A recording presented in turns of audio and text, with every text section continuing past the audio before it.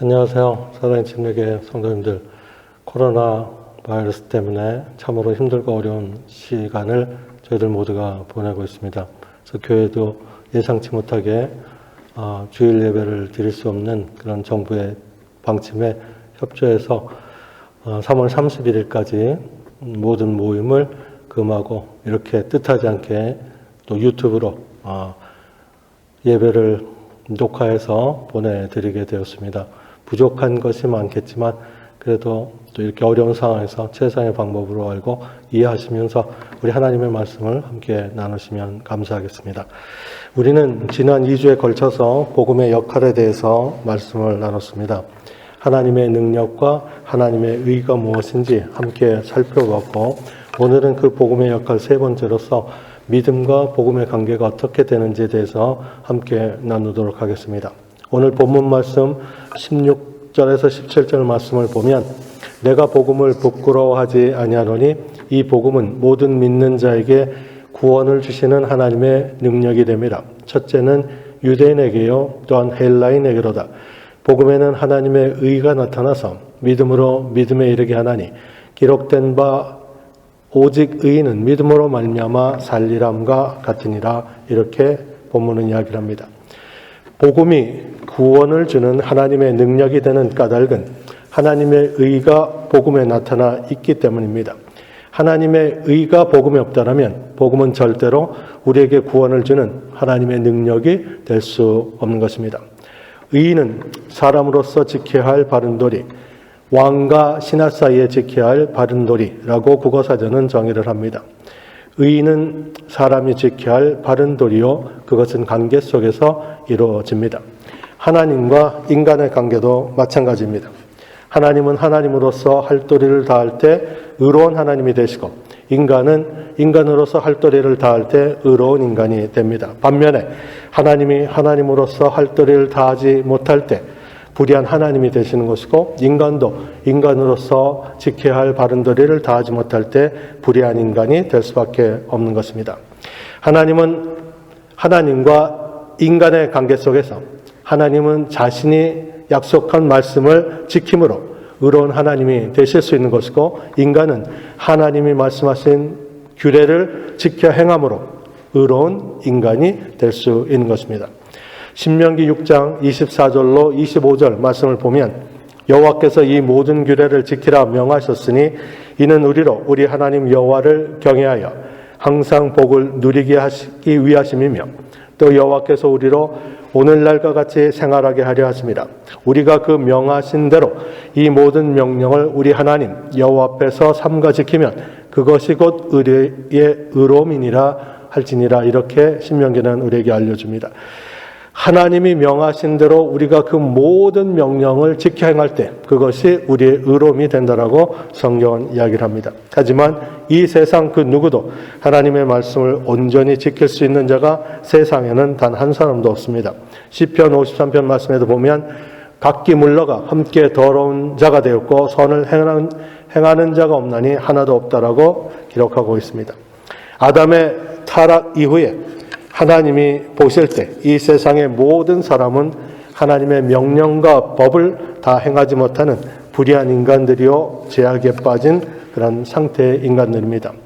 그런 사람을 모른 척 무시하고 내버려두면 하나님은 나는 너희의 하나님이 되어서 너희를 보호하고 다스리겠다라고 약속하신 것을 어기는 불의한 하나님이 될 수밖에 없는 것이고, 반면에 그런 불의한 인간들, 죄인된 인간들을 다 사랑한다고 죄를 묻지 않고 용서하고 덮어주면 하나님은 불의한 하나님이 될 수밖에 없는 것입니다. 왜냐하면 말씀대로 살지 않으면 벌 준다고 하나님이 약속을 하셨는데 그것을 지키지 않으면 사랑의 하나님이 아니라 불의의 하나님이 될 수밖에 없기 때문입니다.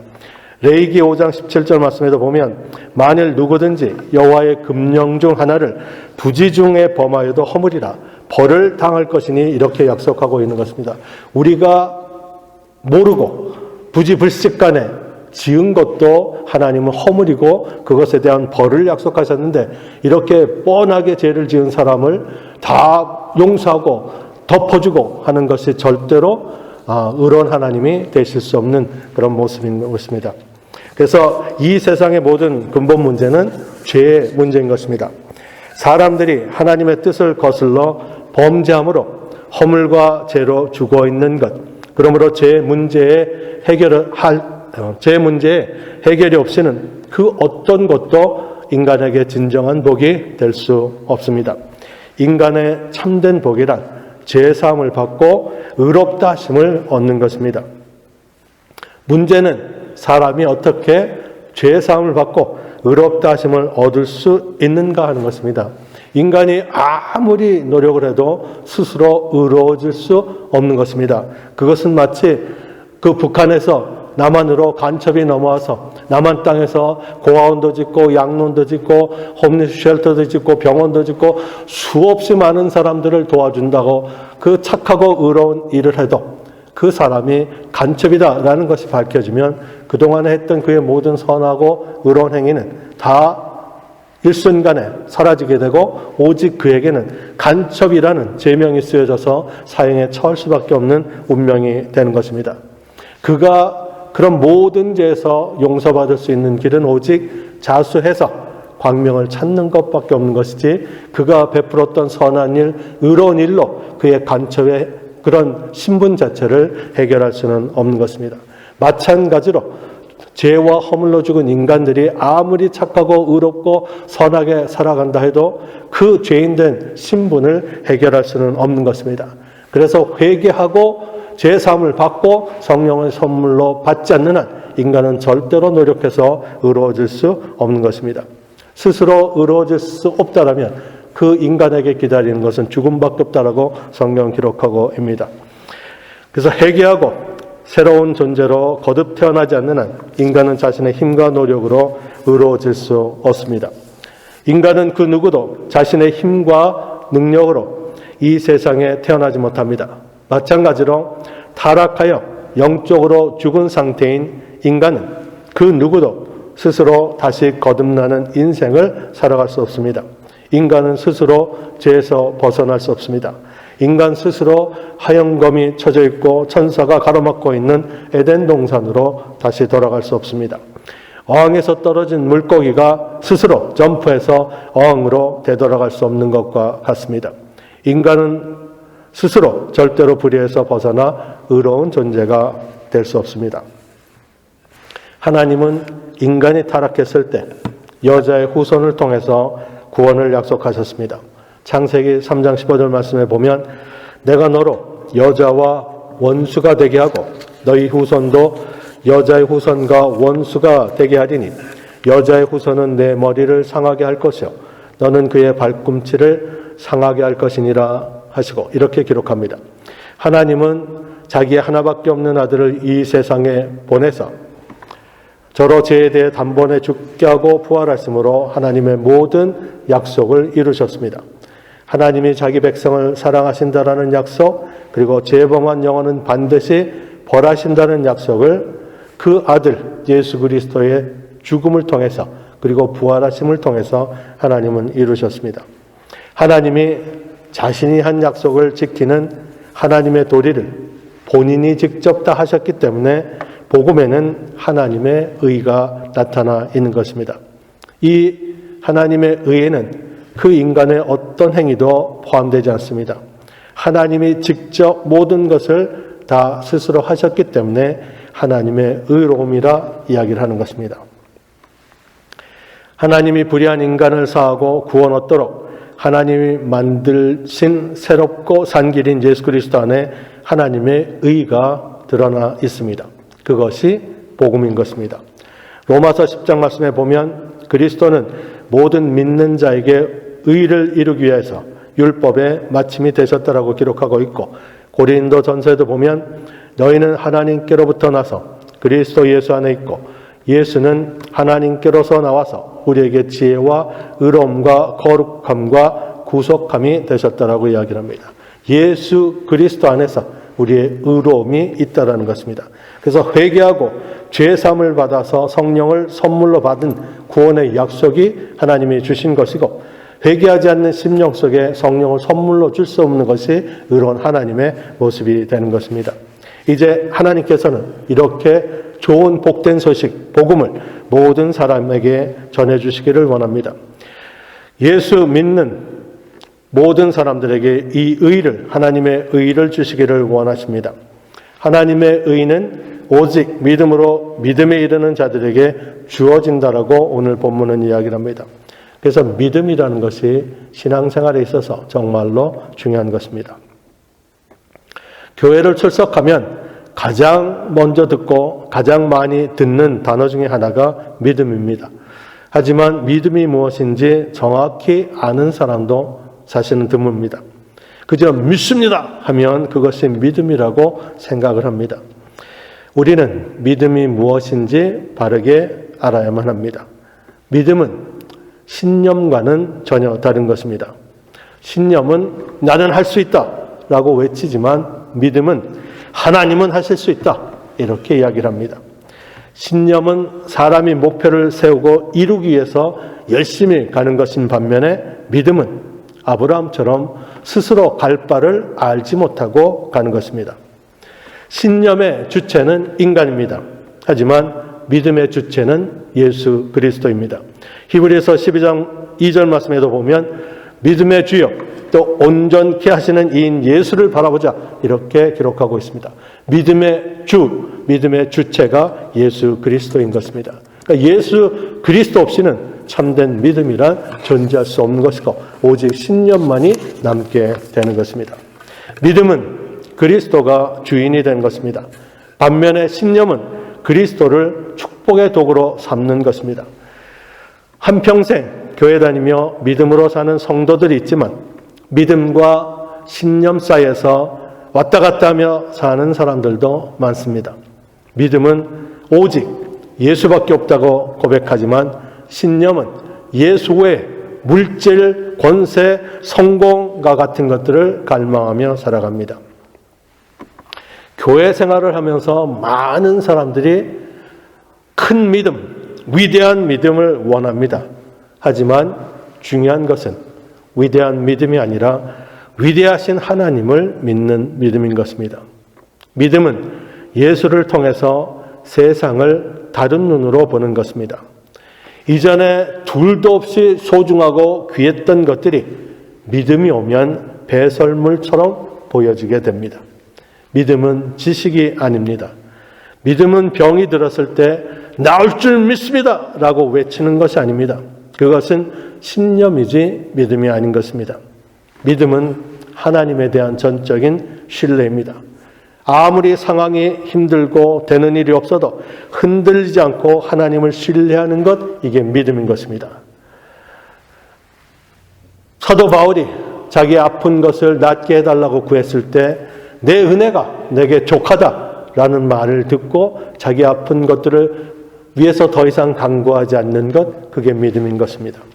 구원은 오직 믿음으로 얻습니다. 믿음으로 믿음에 이르게 한다라는 말은 여러 가지 말로 해석이 됩니다.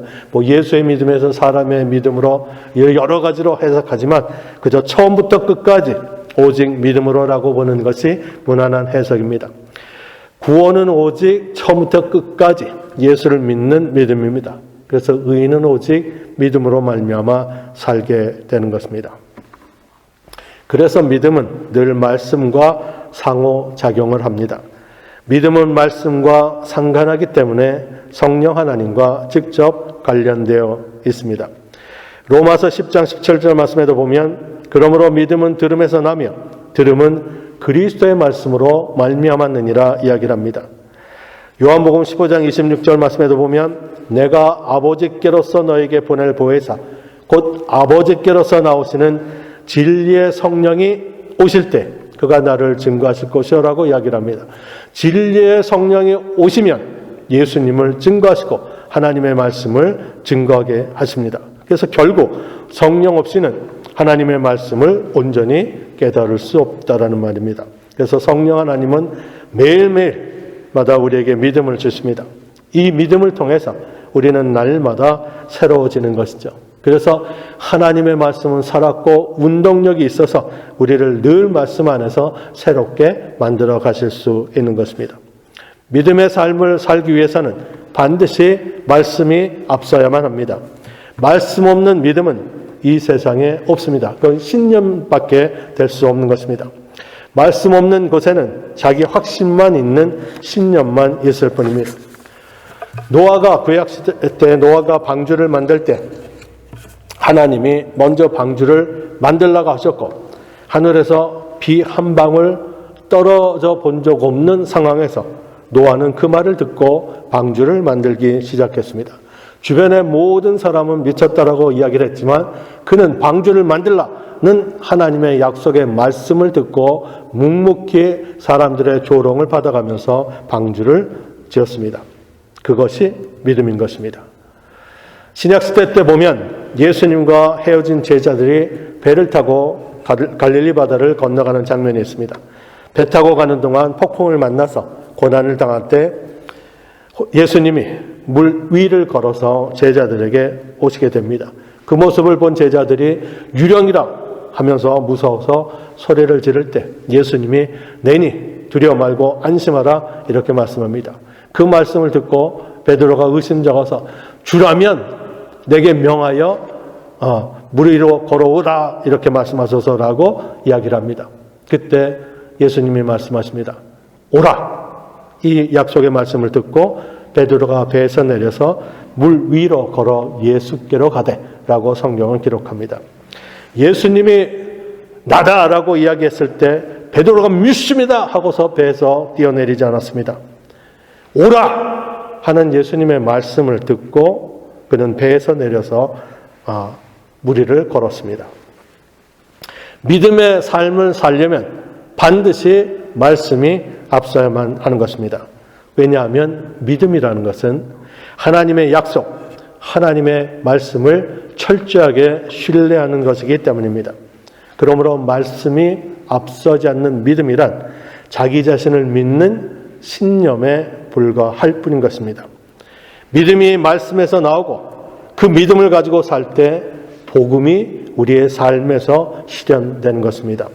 믿음은 하나님이 말씀하신 대로 이루어질 것을 믿고 그대로 행하는 것, 그것이 믿음인 것입니다. 오늘 말씀을 맺습니다. 복음에는 모든 믿는 사람을 구원하는 하나님의 능력이 있다라고 성경은 이야기를 합니다. 왜냐하면 예수 그리스도 안에 하나님의 사랑과 공의가 드러나기 때문에 하나님의 의가 복음 안에 있기 때문에 능력이 있는 것입니다. 오직 믿음으로 우리는 하나님의 의를 의지하여서 거듭 태어날 뿐 아니라 믿음으로 이 세상을 살아가는 것입니다.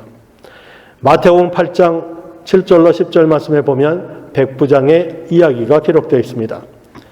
가라사대 내가 가서 고쳐주리라라고 예수님이 백부장이 자기 하인이 아팠을 때 예수님에게 부탁할 때 예수님이 직접 말씀합니다. 내가 가서 고쳐줄게 라고 이야기를 합니다. 얼마나 기쁜 일입니까? 하지만 이 예수님의 말씀을 들은 백부장은 전혀 다른 반응을 합니다. 백부장이 대답하여 가로되 주여 내 집에 들어오심을 나는 감당치 못하겠사오니 다만 말씀으로만 하옵소서. 그러면 내 하인이 낫겠사옵나이다. 나도 남의 소하에 있는 사람이요 내 아래도 군사가 있으니 이더러 가라 하면 가고 저더러 오라 하면 오고 내 정도로 이것을 하라 하면 하나이다. 예수께서 들으시고 기 여겨 쫓는 자들에게 이르시되 내가 진실로 너에게 이르노니 이스라엘 중 아무에게서도 이만한 믿음을 만나보지 못하였다라고 이야기를 합니다. 수많은 사람들이 예수를 쫓았지만 백부장처럼 말씀하시면 그대로 내가 순종하면 이루어질 것입니다 라는 것을 믿는 사람은 많지 않았다라는 것입니다. 믿음은 나는 할 수 있어 라고 외치는 신념이 절대로 아닌 것입니다. 믿음은 하나님이 약속하신 그것을 반드시 이루시는 하나님을 믿고 신뢰하여서 순종하는 것입니다. 그래서 순종이 없는 믿음, 행함이 없는 믿음, 그것은 죽은 것이다라고 야고보는 이야기를 하고 있는 것입니다. 하나님의 말씀을 듣고 그것이 그대로 이루어질 것을 믿고 행하는 것, 그것이 참된 믿음입니다. 그 믿음으로 의인은 살아가게 되는 것입니다. 여러분 모두가 이 믿음으로 살아가는 복된 자가 되시기를 주 여러분을 축원을 드립니다. 잠시 기도하겠습니다. 하나님 아버지, 이제 우리 사랑의 침례의 모든 성도들이 믿음과 신념의 차이를 잘 분별하여서 남은 생애 동안 하나님의 말씀대로 약속하신 그대로 이루시는 의로우신 하나님을 믿고 이제 남은 일생 동안 오직 말씀에 순종하며 믿음으로 사는 의로운 자들이 다 되어줄 수 있도록 도와주옵소서. 예수님의 이름으로 축복하며 기도합나이다. 아멘.